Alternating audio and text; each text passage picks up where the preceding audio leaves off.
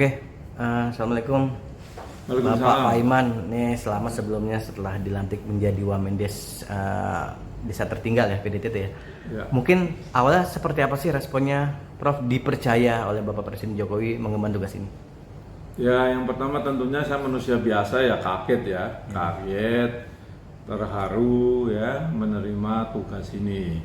Tetapi di dalam tugas ini saya hal biasa karena saya memang telah menerima beberapa tugas yang berat seperti rektor ya. Dulu tahun 2019 ada demo selama 9 bulan. Jadi saya tugas-tugas yang memang berat itu sudah biasa. Nah, tetapi tugas ini adalah tugas negara ya yang melingkupi yaitu tentang desa, pembangunan daerah tertinggal dan juga transmigrasi.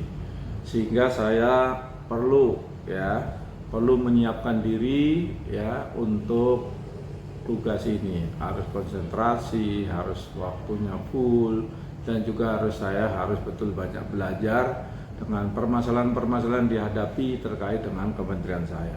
Saya kira itu. Prof, sebagai salah satu rektor ya, itu apa sih yang akan dibawa ya? Mungkin dari pengalaman sebagai rektor itu ada kesinambungannya nggak sih Prof nanti dengan tugas yang baru nih? Ya, saya kira ada hubungannya yaitu terkait dengan leadership ya, kepemimpinan ya.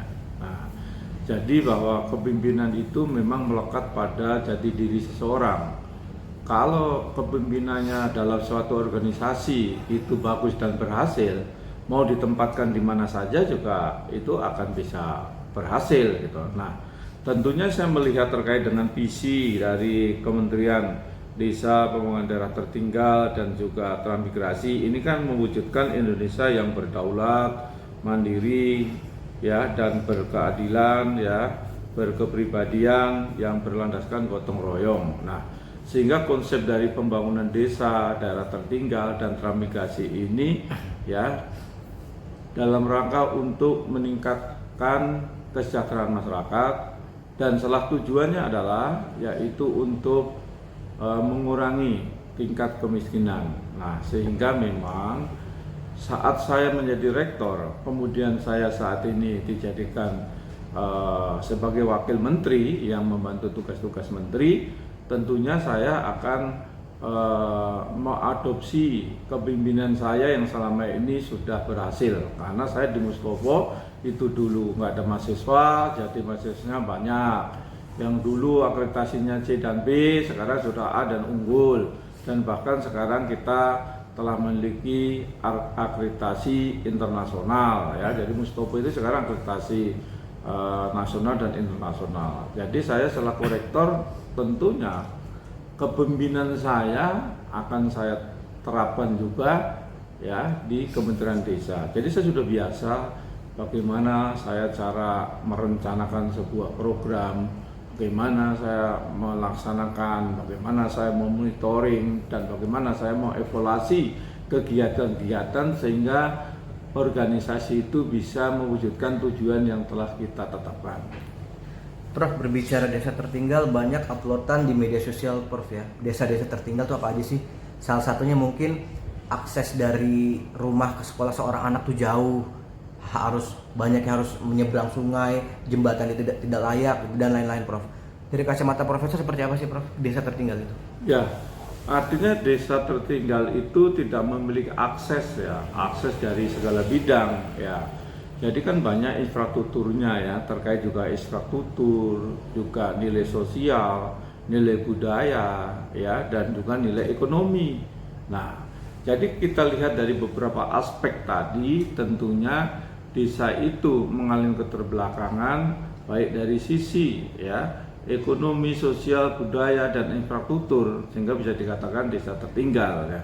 Nah, oleh karena itu pemerintah telah memiliki program dalam rangka untuk mengentaskan kemiskinan di desa, kemudian daerah tertinggal dan juga daerah transmigrasi, yaitu melalui pengucuran dana desa. Nah, dana desa yang diatur di dalam Undang-Undang Nomor 6 Tahun 2014 ya tentang desa ini bisa dijadikan sebuah sarana dan alat dalam rangka untuk membangun dan meningkatkan infrastruktur, meningkatkan bidang sosial budaya, kemudian juga bidang teknologi dan bidang pendidikan ataupun juga bidang infrastruktur. Nah, inilah sebenarnya kita perlu lebih konsen, lebih memetakan apa sih sesungguhnya ya program prioritas untuk membangun desa, membangun daerah tertinggal, membangun daerah terang itu seperti apa.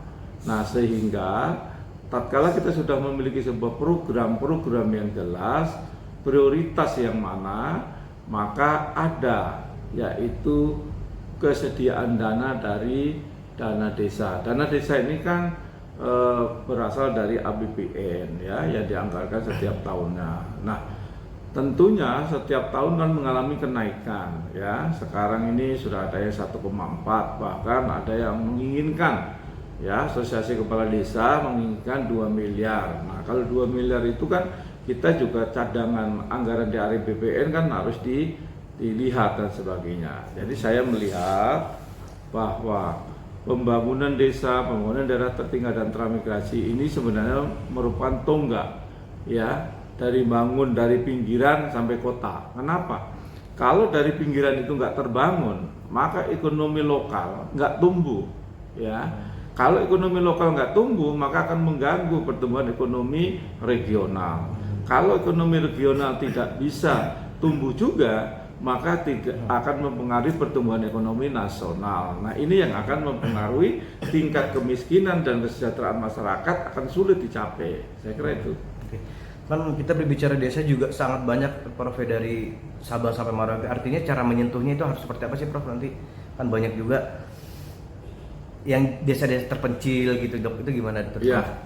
Ya, kalau kita lihat data saat ini kan desa di seluruh Indonesia itu ada 83.000 lebih ya. Nah, tetapi yang saat ini telah memperoleh dana desa, pengucuran dana desa 74.000 sekian. Nah, tentunya di dalam membuat program kita tidak bisa mensamaratakan desa-desa.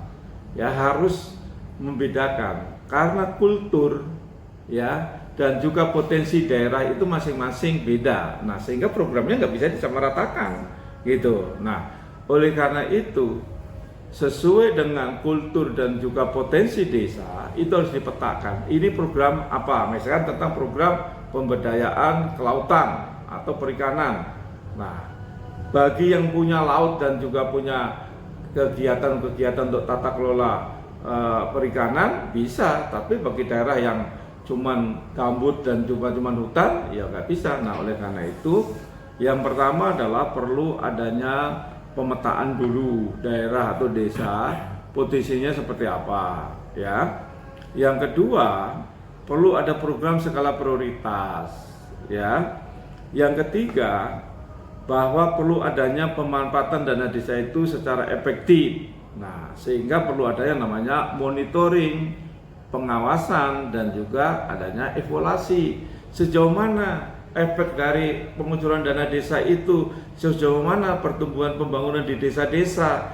Nah, selama ini kan hanya dikucurkan saja jadi input, proses, output, tetapi tidak dilihat dari outcome atau efek benefitnya. Nah, yang namanya program berbasis kinerja itu harus dilihat dari outcome-nya seperti apa, efek benefitnya seperti apa, sehingga tingkat efektivitas dari penyaluran dana desa untuk pembangunan desa itu sejauh mana efeknya. Saya kira itu, Mas. Oke, Dok, terakhir Prof, mungkin dari segi kan banyak juga Prof ya mungkin ya banyak dana-dana yang dikucurkan ke kepala desa mungkin tapi nggak nyampe gitu ya ke beberapa masyarakat. Itu solusinya akan seperti apa, Prof?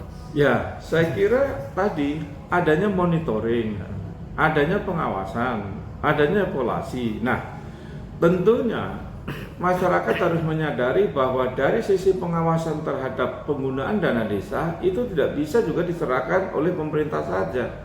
Oleh karena itu rakyat harus ikut serta. Maka ada yang namanya Wasmas. Apa itu Wasmas? Pengawasan masyarakat.